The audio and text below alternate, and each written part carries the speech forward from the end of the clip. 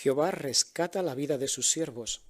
Ninguno de los que se refugian en él será declarado culpable.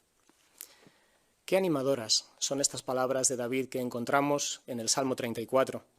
Aunque es cierto que todos cometemos errores y a veces puede que errores importantes, estas palabras nos ayudan a comprender que esa no es razón para sentirnos completamente aplastados o incluso llegar a pensar que Jehová nunca podrá perdonarnos.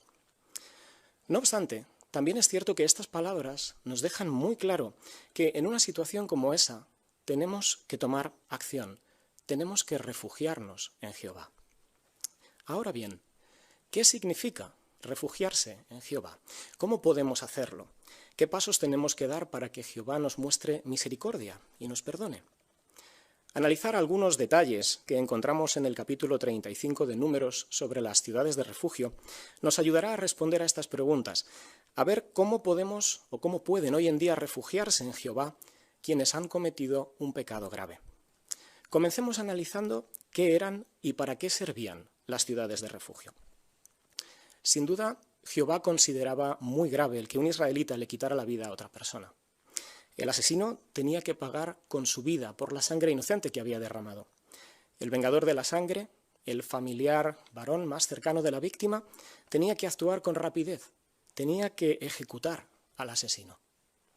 Pero, ¿qué pasaba cuando un israelita tal vez mataba a alguien por accidente?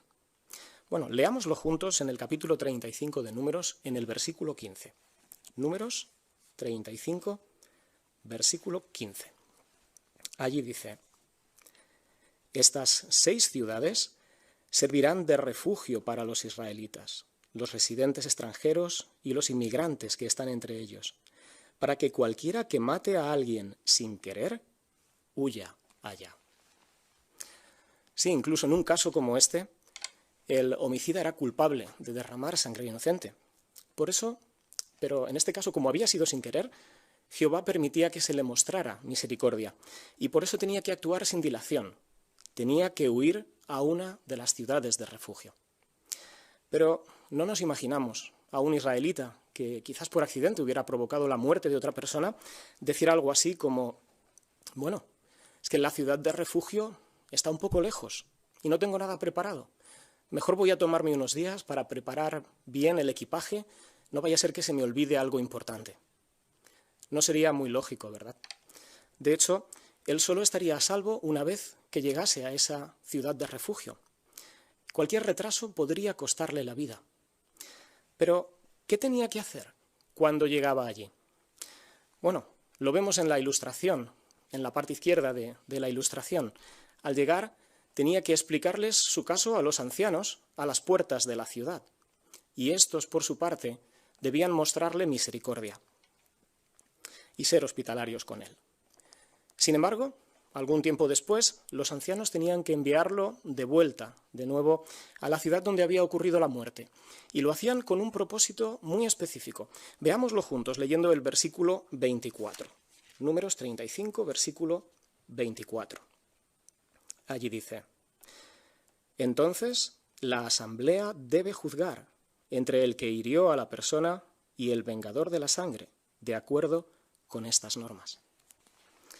Sí, a fin de evitar que quienes cometían asesinatos intencionados se beneficiaran de esta provisión de las ciudades de refugio, tenían que tenía que presentarse en la ciudad donde había ocurrido la muerte y demostrar su inocencia ante los ancianos de aquella ciudad.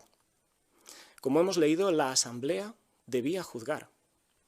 Esta expresión que encontramos aquí, asamblea, es cierto que en muchos casos significa todo el pueblo, pero cuando la Biblia habla de llevar causas judiciales delante de la asamblea o la congregación, como es este caso, se refiere a quienes representaban al pueblo, es decir, a los jueces, y en este caso a los ancianos de la ciudad.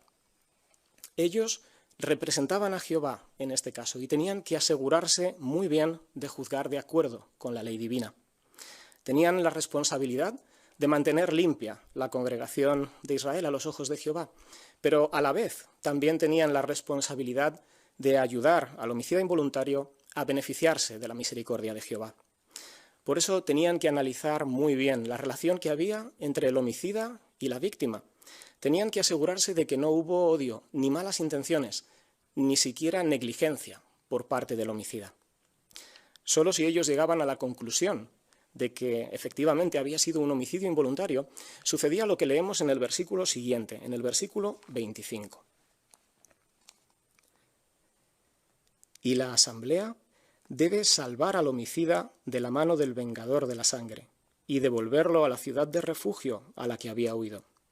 Y él tiene que vivir en ella hasta la muerte del sumo sacerdote que fue ungido con el aceite santo. Sí, solo en caso de ser hallado inocente se le permitía volver a la ciudad de refugio. Allí, dentro de los límites de la ciudad, se encontraba a salvo. Mientras permaneciera en ella, estaba bajo la protección de Dios y no tenía nada que temer. La ciudad no era una cárcel. Allí podía trabajar, podía servir felizmente a Jehová, incluso podía tener una vida feliz junto a su familia. Pero es cierto que tenía que hacer sacrificios, puesto que solo se podía garantizar su seguridad si permanecía en la ciudad el resto de su vida, o hasta la muerte del sumo sacerdote, lo que en ocasiones podían ser muchos años.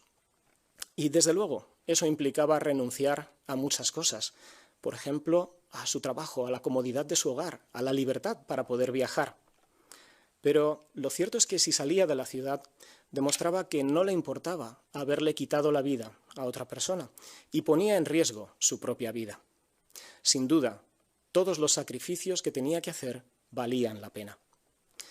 Pero la pregunta era, ¿cómo nos enseña esta provisión de las ciudades de refugio a hacer precisamente eso, a refugiarnos en Jehová hoy día? Bueno, como hemos visto, si alguien mataba a una persona sin querer, tenía ayuda a su disposición. Pero lo cierto es que tenía que actuar con decisión.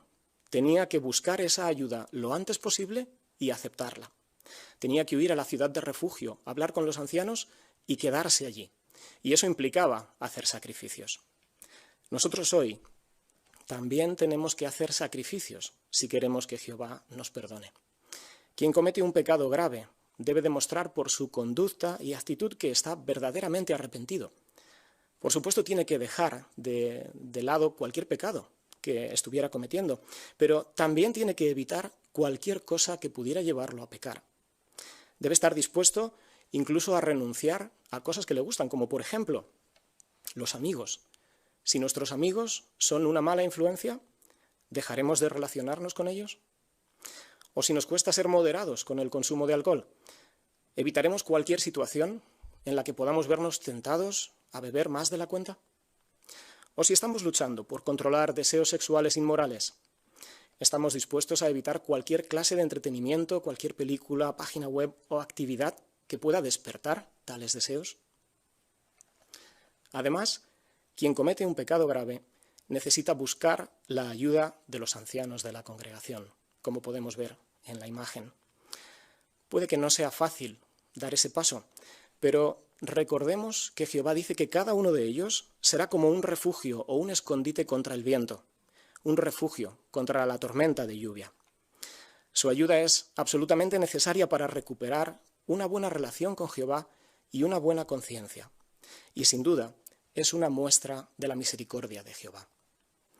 En conclusión, podemos decir que analizar algunos de los detalles sobre las ciudades de refugio nos ha ayudado a comprender mejor que éstas eran una muestra de la misericordia de Jehová y que para beneficiarnos de ella, de la misericordia de Jehová, también hoy día, si cometemos un pecado, debemos actuar con decisión. Tenemos que refugiarnos en Jehová. Sin duda, cualquier sacrificio que hagamos para lograrlo vale la pena.